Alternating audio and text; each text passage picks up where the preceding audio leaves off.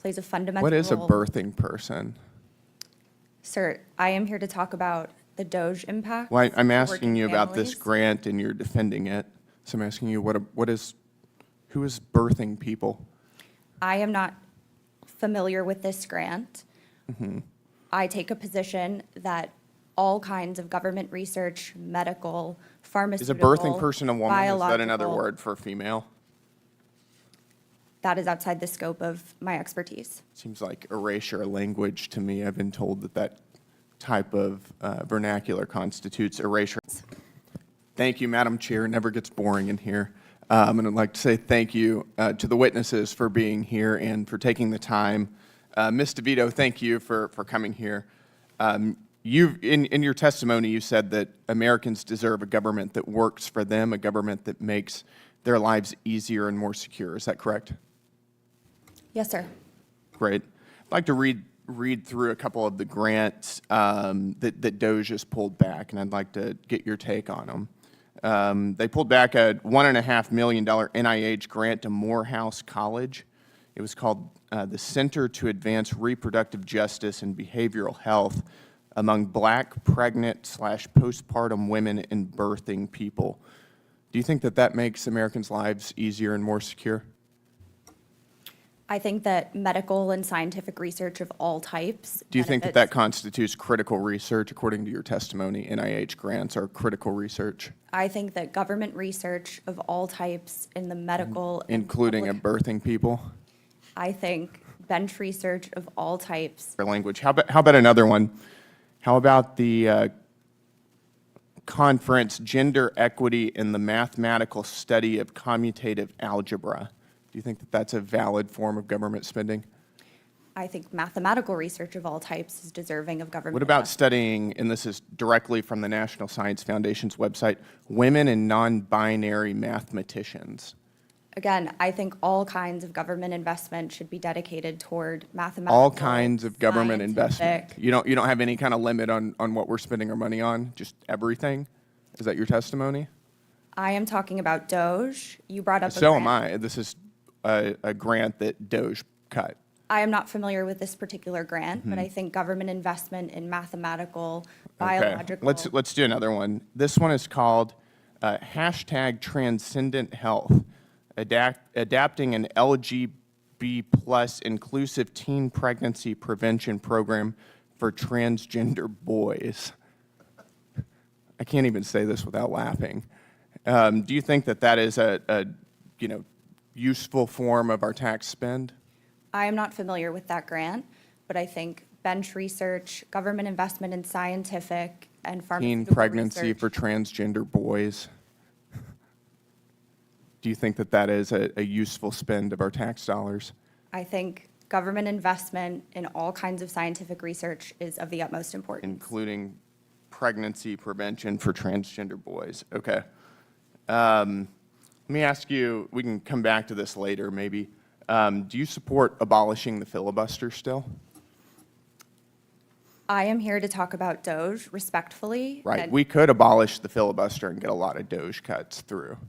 And you've written at length on your Twitter about abolishing the filibuster. I'm just curious if you think that we should do that still. I did a lot of previous work on different topics because I am an economic policy expert, and respectfully, I'm here to talk about Doge cuts. Okay, but we could abolish the filibuster and get Doge cuts. This is totally germane here. Do you think we should? I am here to talk about Doge cuts, not strategies for achieving more of them, but the harms that they have produced for working families. That's a convenient change of opinion. I noticed that most of your comments about the filibuster were during the Biden administration. But we can move on. Let's go back to some more of these grants.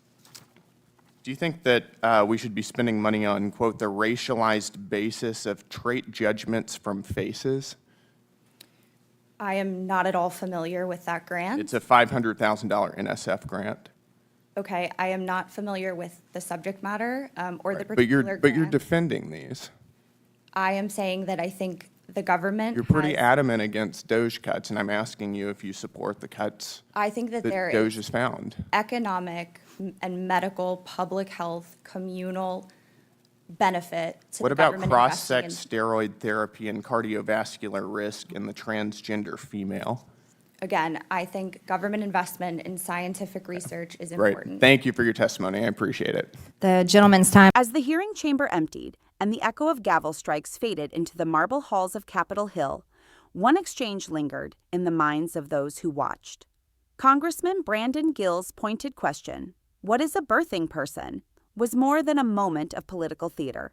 It was a collision between language and ideology, a clash over the very vocabulary of modern governance.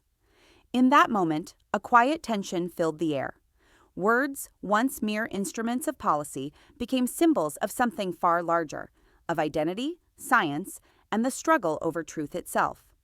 On one side sat a witness defending the sanctity of public funding for all forms of research, medical, social, and academic. On the other, a lawmaker pressing for clarity, demanding definitions that have become battlegrounds in America's cultural and political divide. Gill's tone carried skepticism, but beneath it was something deeper. Frustration. Frustration with what many perceive as the federal government's slow drift away from plain language, from the rooted terms that once united civic discourse. Birthing people, he repeated, not to understand the phrase, but to expose the distance between Washington's bureaucratic lexicon and the everyday words of Americans outside the Beltway. The witness, Ms. DeVito, responded carefully, methodically, reminding the committee that her expertise lay elsewhere, that her purpose was to discuss the Department of Government efficiency, not social linguistics.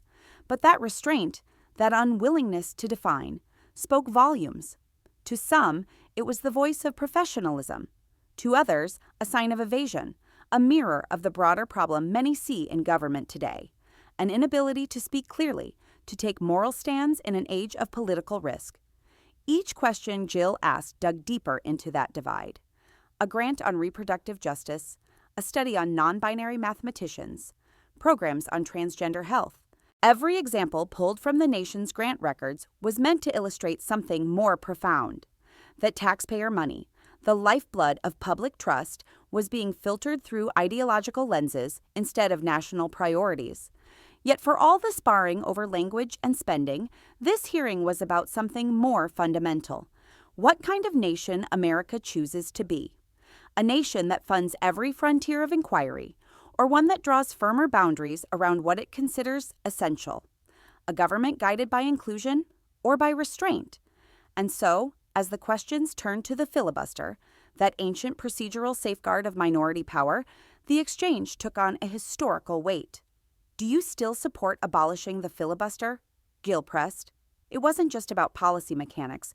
It was about the balance between power and principle, about whether the pursuit of efficiency justifies the erosion of deliberation. DeVito's answer was careful, as though each word carried the potential to ignite controversy.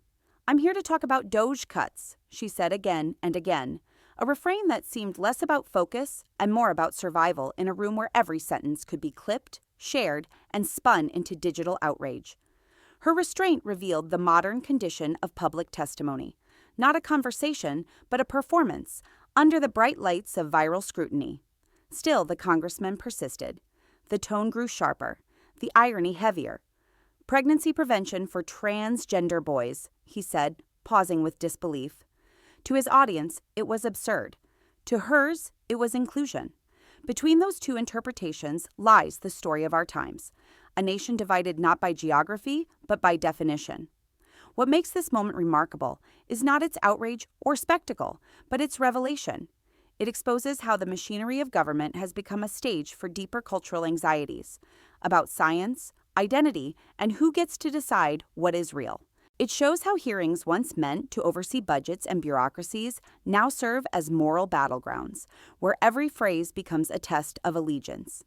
It also reveals the fragility of discourse itself. When every witness is guarded and every lawmaker performs for cameras, the truth often hides in the pauses, in what's not said. The discomfort, the evasions, the incredulous laughter, they all reflect a government wrestling with meaning in a post-truth era. And beneath it all lies a simple question. When language itself becomes politicized, can a democracy still find common ground? Congressman Gill's interrogation wasn't just about a word. It was about the direction of an entire political culture, one where definitions are now declarations and silence can be mistaken for consent. It was about how language, once used to describe reality, is now used to redefine it. The witness, perhaps unintentionally, demonstrated a truth larger than any single grant, that the government's moral compass is no longer drawn from shared understanding, but from competing narratives of justice, and that, in the modern capital, even a single word, woman, can spark a national reckoning. The cameras captured every hesitation, every deflection, every smirk. But behind those moments was something haunting, the slow erosion of trust between the governed and those who govern. The sense that common sense itself is slipping through the cracks of bureaucracy and ideology alike. As the hearing adjourned and the committee moved on to the next witness, the chamber remained heavy with unspoken questions. What does it mean to represent the people when even the meaning of people is contested? How do we build policy in a world where science, morality, and language no longer share a common foundation? This hearing will not be remembered for its policy outcomes. It will be remembered for its symbolism, a mirror held up to the American experiment, reflecting the fault lines that run beneath our institutions. In the end, it was not about grants or budgets. It was about truth, about whether our leaders can still speak it, and whether we, as citizens, can still hear it through the noise. Because every word matters. Every definition matters. And when language bends, so too does the spine of democracy. From the marble halls of Congress to the digital screens of millions, this moment will echo, not as a soundbite, but as a question that demands an answer from all of us. This is Congress Chronicle. And as always, stay informed, stay vigilant, and never look away. Subscribe to the Capitol Watch.